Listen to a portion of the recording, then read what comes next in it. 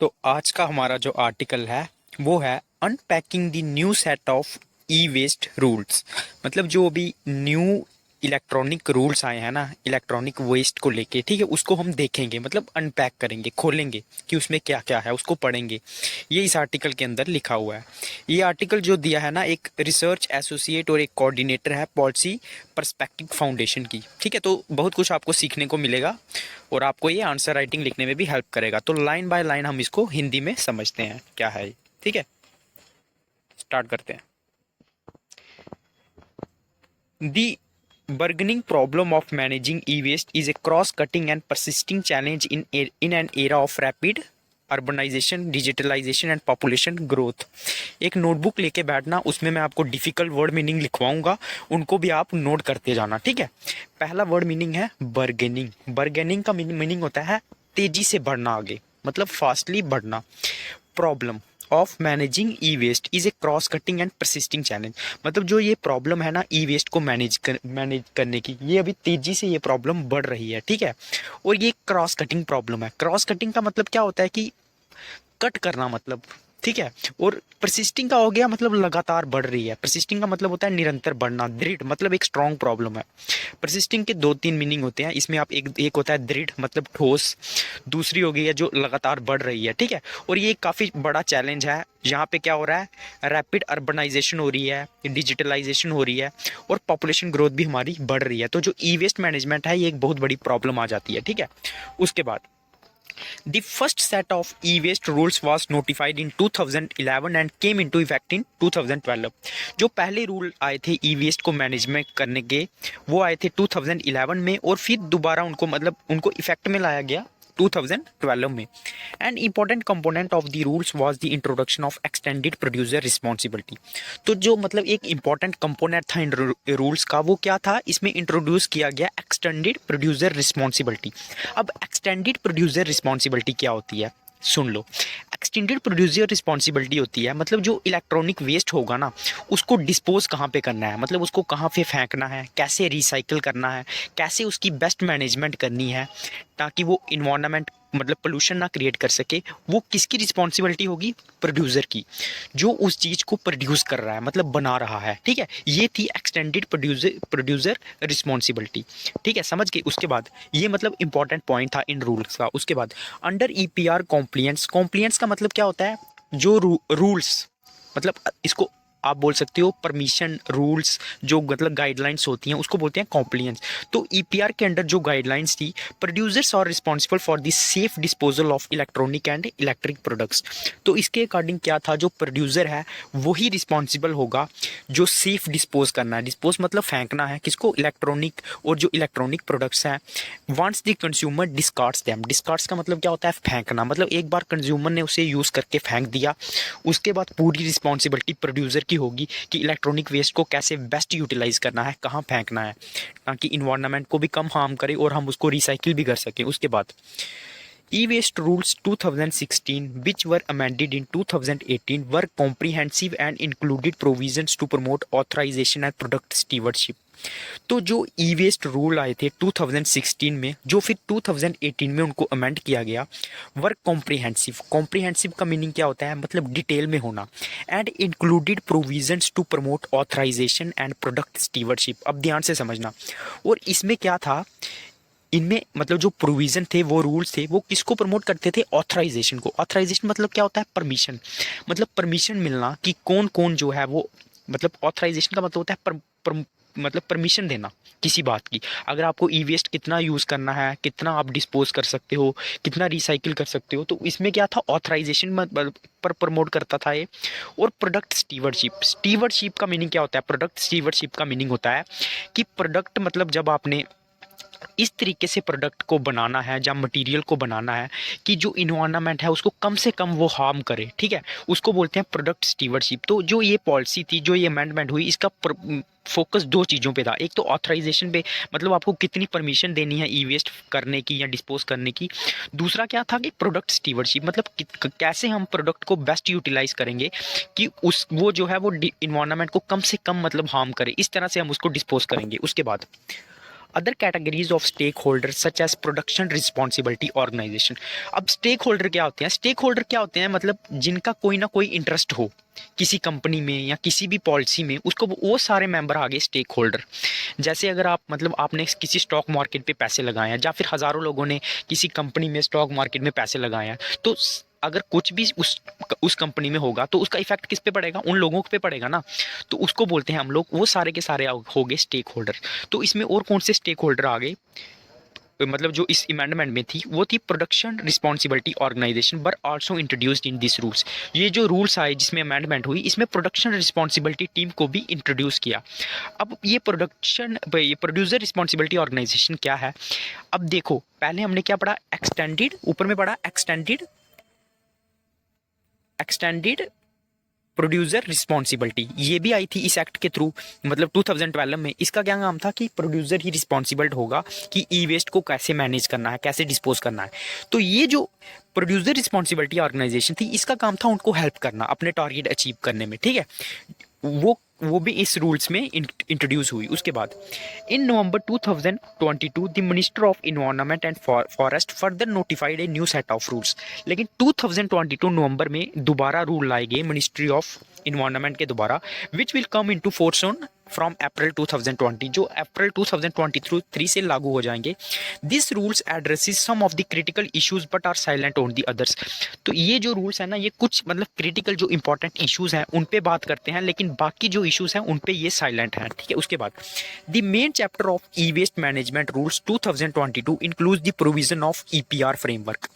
तो मतलब जो मेन चैप्टर है ना इसका, ई वेस्ट मैनेजमेंट रूल जो 2022 है, उसमें कौन से प्रोविजन इंक्लूड है? ईपीआर फ्रेमवर्क के। ईपीआर मतलब जो ईपीआर हमने ऊपर पढ़ा ना, जो 2012 में इंट्रोड्यूस हुआ था, जिसका काम था जिसका मतलब ये था कि प्रोड्यूसर ही रिस्पॉन्सिबल होगा कि ई वेस्ट को कैसे डिस्पोज करना है, कैसे रिसाइकिल करना है। तो इसने जो थे वो कुछ प्रोविजन मतलब फ्रेमवर्क बनाया, EPR framework. The foremost requirement being the registration of stakeholders, manufacturer, producer, refurbisher and recycler.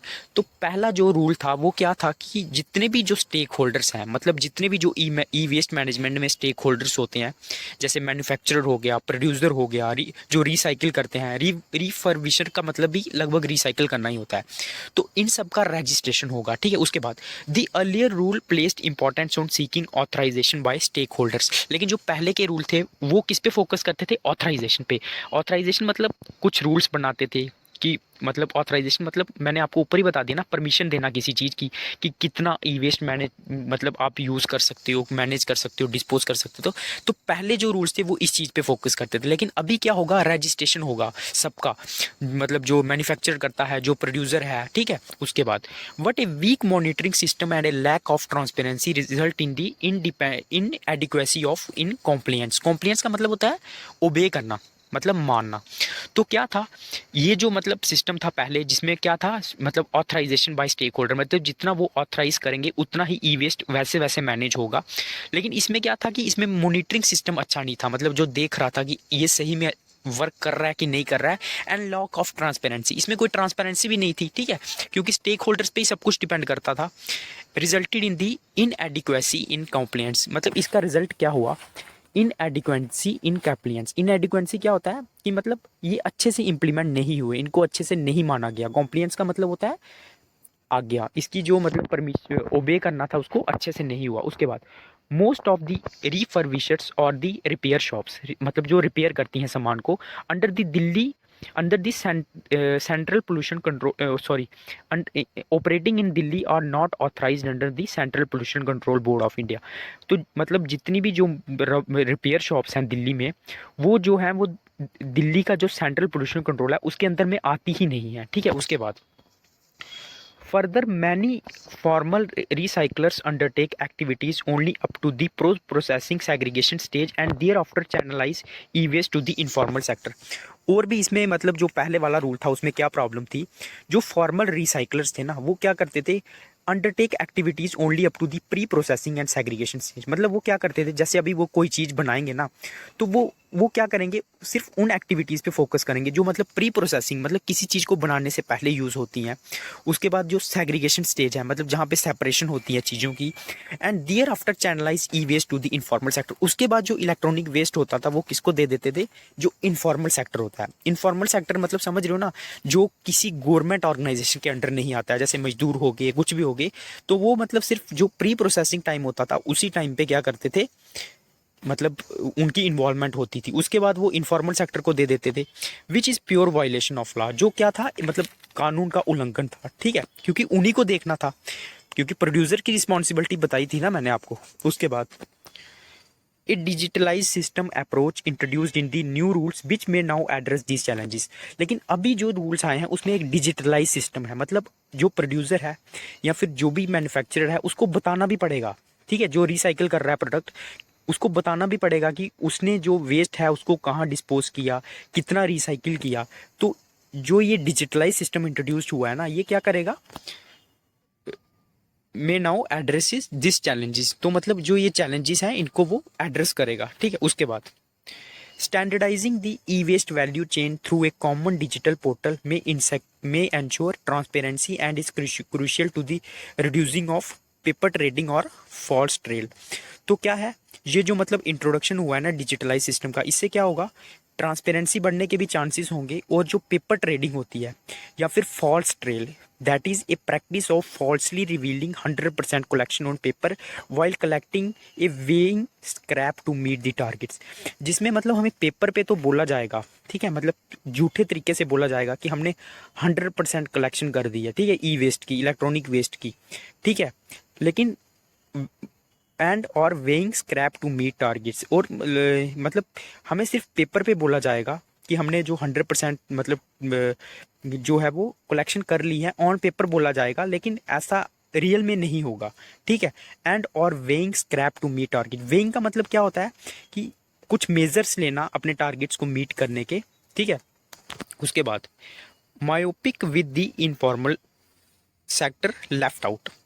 अब क्या है, मायोपिक का मतलब क्या होता है, नैरो, मतलब छोटा करना, कुछ चीज़ को कम करना, with the informal sector left out. तो ये जो गाइडलाइंस है ना, इसमें क्या है, इनफैक्ट इनफॉर्मल सेक्टर जो है उसको लेफ्ट आउट कर दिया है, मतलब उसको छोड़ दिया है, क्योंकि इनफॉर्मल सेक्टर हैं, जो मजदूर हैं, मतलब जो गवर्नमेंट के अंदर रजिस्टर नहीं है, उनका भी कुछ ना कुछ रोल होता है ना, लेकिन इस स्कीम ने जो ये 2022 आई है उसको लेफ्ट आउट कर दिया है, ठीक है। Two important stages of efficient e waste recycling और कंपोनेंट रिकवरी, ठीक है। तो जो टू इंपॉर्टेंट स्टेजेस होती है ना, एफिशिएंट ई वेस्ट रिसाइकलिंग और कंपोनेंट रिकवरी, तो उसमें पहली क्या होती है, कंपोनेंट रिकवरी, ठीक है। Adequate and efficient recoveries of the rare earth metals in order to reduce dependence on virgin resources, ठीक है।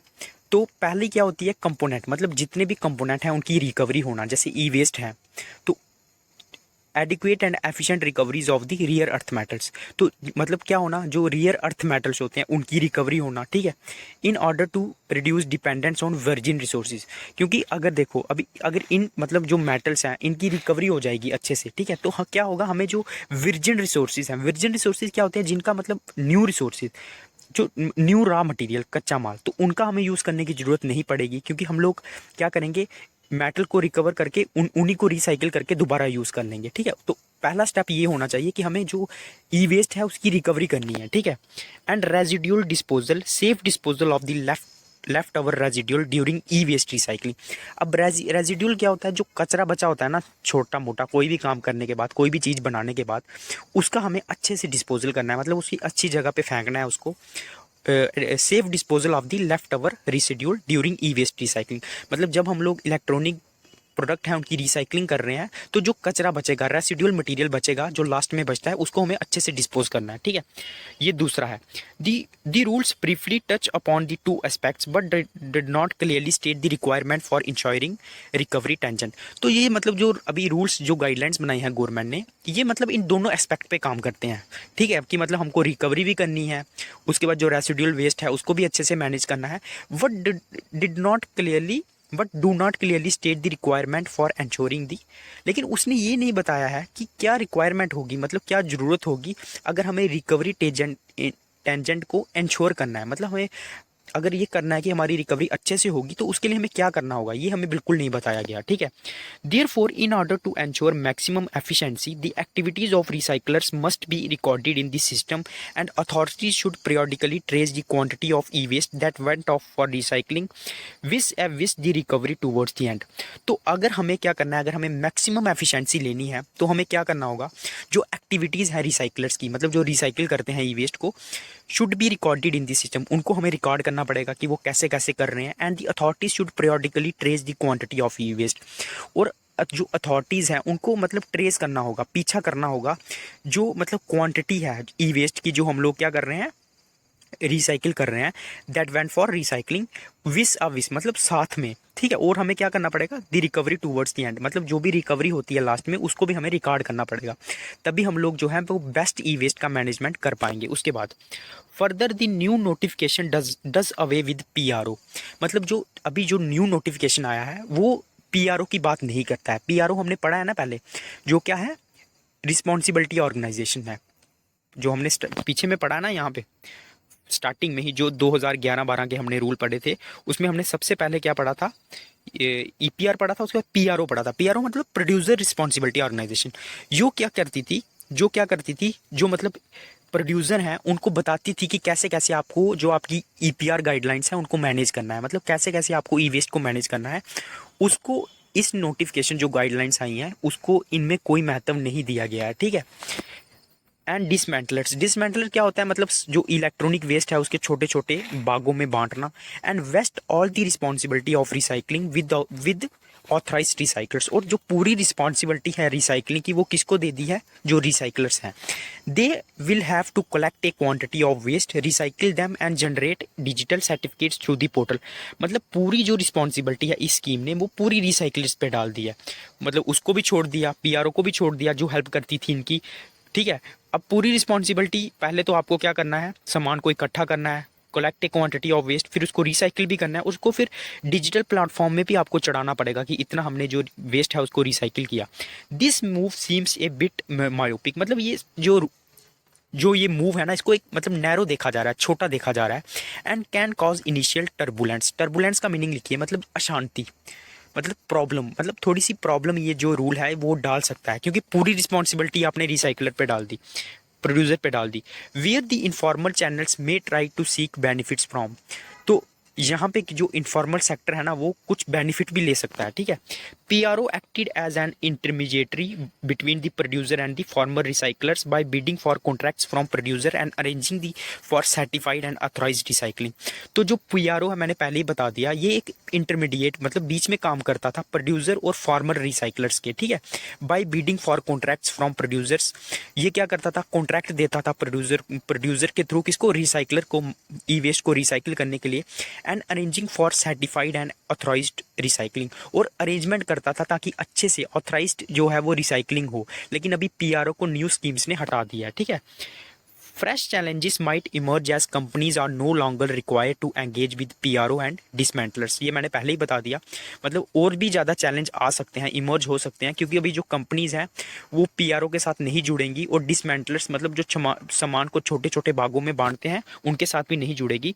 हु पार्चुअली एंश्योर्ड डबल वेरिफिकेशन, जो क्या करते थे, डबल वेरिफिकेशन का काम करते थे, ठीक है, in terms of quantity and quality of recycling, जो मतलब चेक करते थे कि जो रिसाइकलिंग है वो अच्छे से हो रही है या नहीं हो रही है। उसके बाद the informal sector which plays a crucial role in e-waste handling draws no recognition in the new rules which could be on account of its illegality। तो जो इनफॉर्मल सेक्टर है जो मतलब एक क्रूशियल रोल प्ले करता था ई waste को handling करने में, मतलब अभी जो कपाड़ी वाला है, जो स्क्रैप वाला है, तो वो हेल्प करते थे। Draws no recognition in the new rules, उनको न्यू रूल्स में कोई भी रिकॉग्निशन नहीं दिया गया, मतलब उनको कंसीडर ही नहीं किया है। Which could be an on account of its illegality, जिसका कारण क्या हो सकता है कि इसको इलीगल माना जाता है क्योंकि गवर्नमेंट में उसको कोई रजिस्ट्रेशन नहीं है। The informal sector is the face of E waste disposal in India's as 95% of E waste is channelise to the sector. तो जो इनफॉर्मल सेक्टर है ना वो मतलब एक फेस माना जाता है ई वेस्ट को डिस्पोज करने का, क्योंकि जो स्क्रैपर है, जो कपाड़ी वाला है, वो काम में आता है, क्योंकि जो 90% ई वेस्ट है ना वो इसी चैनल को दिया जाता है डिस्पोज करने के लिए। Therefore they also hold immense potential to improve the state of E waste management. तो उनके पास भी मतलब पोटेंशियल था इनफॉर्मल सेक्टर के पास किसको, ई वेस्ट को मैनेज करने में, ठीक है। इन दी हेरार्चिकल प्रोसेस, हेरार्चिकल प्रोसेस क्या होती है, मतलब sequence wise of E waste collection, segregation and recycling in the informal sector. It is the last stage that poses a major concern where e-waste is handed over to the informal dismantlers, recyclers. तो अगर हम लोग मतलब sequence में देखें, जो segregation मतलब होता है separation, and recycling in the informal sector, इसको मतलब लास्ट स्टेज माना जाता था। मतलब जब आप किसी कपाड़ी वाले को इस कहीं पे डिस्पोज करने में सामान दे देंगे तो इसको लास्ट स्टेज माना जाता था। It is the last stage that poses a major concern. लेकिन अभी जो है इसमें मतलब इसको इस पे काफ़ी विचार किया जाता था। Where e waste is handed over to the informal dismantle, जहाँ पे जो ई वेस्ट है वो किसको दे दिया जाता था, जो इनफॉर्मल रिसाइकलर्स हैं, ठीक है। The rest of stages, collection of mixed waste, segregation of e-waste, clustered accumulation of e-waste according to their type, do not involve any hazardous practices and should be in fact strategically utilized for better collection of e-waste। जो मतलब बाकी की जो processes है ना, जैसे मतलब mixed waste करना, सेग्रीगेशन करना, मिलाना वेस्ट को, ठीक है। अब जैसा वो है डू नॉट एनी, इसमें कोई भी हजार्डस प्रैक्टिस नहीं आती है, ठीक है। मतलब सबसे बड़ी जो हजार्डस प्रैक्टिस आती है वो जब आती है जब आप ई वेस्ट जो है वो इनफॉर्मल सेक्टर को दे देते थे, ठीक है। तो इसमें कोई हजार्डस प्रैक्टिस नहीं है and should be in fact strategically utilise for better collection of E waste. तो ये मतलब काफ़ी जो है वो स्ट्रेटेजिकली भी अच्छा है ई वेस्ट को अच्छा मैनेज करने के लिए। For instance Karo Sambhav a Delhi waste PRO has integrated informal aggregators in its collection mechanism. तो मतलब जो दिल्ली वेस्ट एक पीआरओ है, पीआरओ मैंने बता ही दिया, प्रोड्यूसर ऑर्गेनाइजेशन जो है, उसने एक इनफॉर्मल एग्रीगेटर बनाया था इन इट्स कलेक्शन मैकेनिज्म। मतलब इनफॉर्मल एक क्या बनाया था उन्होंने, एक इनफॉर्मल टीम को इकट्ठा किया था अपना जो स्क्रैप है उसको इकट्ठा करने के लिए। Through this initiative e waste is entered in a safe and structural system. इससे क्या होता था, जो हमारा मतलब ई वेस्ट है वो एक सेफ जगह पे जाता था। And the informal sector also an advantage in terms of financial and legal security. और जो इनफॉर्मल सेक्टर है, जो मजदूर वगैरह हैं, उनको भी क्या होता था, इससे एडवांटेज होता था और लीगल सिक्योरिटी मिलती थी। उसके बाद है the consumer knows little. Consumer मतलब जो हम लोग सामान खरीदते हैं हमें बहुत कम चीज़ें पता है। Many producers in Delhi have still not set up collection centers and some brands have labeled their head office as the only collection point। तो बहुत सारे ऐसे प्रोड्यूसर हैं जिन्होंने अपना कोई कलेक्शन सेंटर मतलब जहाँ पे ई वेस्ट को कलेक्ट किया जाए वो खोला ही नहीं है। And some brands have labelled their head office as the only collection point. और कुछ जो ब्रांड्स हैं उन्होंने क्या बोला है कि जो हमारे ऑफिस हैं वही हमारे कलेक्शन सेंटर है, ठीक है। तो ऐसा कैसे चलेगा। Similarly formal companies low in number and clustered in metropolises also fails to provide doorstep collection to the consumers. और भी बहुत सारी कंपनी है जो कि फेल हो गई हैं डोर स्टेप कलेक्शन प्रोवाइड करना। मतलब जो ई वेस्ट है वो उनके घर से कोई लेके ही नहीं जाएगा, ठीक है। When the quantum of E waste is not enough to meet their overhead expenses और ट्रांसपोर्ट। जबकि जो ई वेस्ट है वो इनफ नहीं है, मतलब क्वांटम है जो इन्वेस्ट की उनकी क्वालिटी है मतलब क्वांटिटी है, is not enough to meet their overhead expenses. मतलब वो लगातार जो इलेक्ट्रॉनिक वेस्ट है वो खरीदते जाएंगे और अपने पास इकट्ठा करते जाएंगे, ठीक है। लेकिन कंपनीज ने उनको कोई फैसिलिटी प्रोवाइड नहीं किया कि वो उनसे उनके घर आएँ और ई वेस्ट को लेके चले जाएं, ठीक है। On the other hand consumer lack awareness and information about the existence of any such service. और दूसरी तरफ अगर बात करें तो कंज्यूमर जो मतलब सामान खरीदता है ना, उसको अवेयरनेस ही नहीं है कुछ इन सर्विसेज के बारे में, ठीक है। उसके बाद in order to ensure the efficient implementation of the law, stakeholder must have the right to information and intent to safe dispose of the e waste. अगर हमें मतलब एफिशिएंट वे से इन लॉज को follow करना है, जो stakeholders हैं must have the right to information, मतलब उन्हें पता होना चाहिए कि इलेक्ट्रॉनिक वेस्ट को कहाँ फेंकना है। And intent to satisfy dispose of waste, और उनका क्या होना चाहिए, इंटेंट भी होना चाहिए, ठीक है। मतलब अगर उनको मतलब उनका मतलब इंटेंट का मतलब क्या होता है कि उनको भी पता होना चाहिए कि उनको ई वेस्ट कहाँ पे फेंकना है। There is a need for simultaneous and consistent effort toward increasing consumer awareness. तो अगर हमें कंज्यूमर अवेयरनेस बढ़ानी है तो इसके लिए हमें बहुत सारे एफर्ट्स की ज़रूरत है। Strengthening reverse logistics. Reverse logistic क्या होता है, मतलब अगर आपने कुछ इलेक्ट्रॉनिक प्रोडक्ट बनाया तो जब वो ख़राब हो जाएगा तो उस प्रोडक्ट का जो वेस्ट है उसको अपने पास वापस लाना, रिसाइकिल करने के लिए उसे हमें स्ट्रेंथन करना पड़ेगा। Building capacity of stakeholders, जो स्टेक होल्डर्स की एक कैपेसिटी है उसे बढ़ाना पड़ेगा। एनहेंसिंग प्रोडक्ट डिजाइनिंग, मतलब प्रोडक्ट डिजाइन को उसी तरीके से करना पड़ेगा, ठीक है, ताकि उसकी रिसाइकलिंग हो सके। Rationalising input control by defining rare earth metals as a critical raw material, तो जो रेयर अर्थ मेटल है ना उन्हें हमें बताना पड़ेगा कि ये क्रिटिकल है, इन्हें हमें वापस लेना पड़ेगा रिसाइकिल करने के लिए, ठीक है। एंड अडॉप्टिंग ग्रीन प्रोक्यूरमेंट, और हमें क्या करना पड़ेगा, मतलब जो ग्रीन, मतलब हमें इन्वायरमेंट को भी प्रमोट करना पड़ेगा। This should be supplemented by establishing a robust collection and recycling system. हमें ये सब करने के लिए हमें एक रोबस्ट का मतलब होता है स्ट्रॉन्ग कलेक्शन सिस्टम बनाना पड़ेगा ई साइकिल को कलेक्ट करने के लिए, on the ground making it responsive to meet legislative requirements. और हमें उसे रिस्पॉन्सिव बनाना पड़ेगा, मतलब उत्तरदायी बनाना पड़ेगा, टू मीट, हमें जो अपनी लेजिस्लेटिव मतलब जो लॉ के अकॉर्डिंग जो रिक्वायरमेंट है उनको पूरा करने के लिए। तो ये आज का आर्टिकल था, अगर अच्छा लगा होगा सब्सक्राइब कर देना। टेलीग्राम लिंक मेरा डिस्क्रिप्शन में है, उसको क्लिक करके सब्सक्राइब कर देना जब PDF और वीडियो लिंक के लिए। ओके, जय हिंद।